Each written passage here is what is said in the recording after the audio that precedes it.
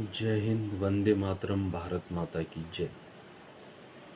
जसे की आपण बघत आहोत, गेल्या 3-4 महिन्यापासून भारतीय सैन्यातील बरखास्त जवानांना त्यांच्या न्याय्य हक्कासाठी शासनाच्या दरबारी आज रस्तोरस्ती न्यायाची भीक मागत फिरावं लागत आहे.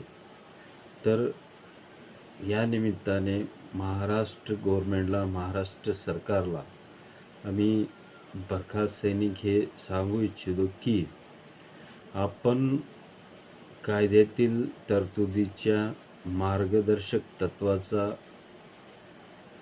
आधार घेऊन उपयोग करून आपल्या महाराष्ट्र राज्यामध्ये किती सैनिकांना बरखास्त केलेलं आहे, बडतर्फ केलेलं आहे आणि त्यानंतर त्यांना राज्य शासनामध्ये एक अनुकंपा म्हणून काही आरक्षण किंवा नोकरी किंवा उदरनिर्वाह करण्यासाठी, समाजाच्या मूळ प्रवाहात आणण्यासाठी आपण योग्य त्या उपाययोजना केल्या पाहिजेत आणि त्यांना आपण महाराष्ट्र सरकार या नात्याने त्यांना न्याय दिला पाहिजे.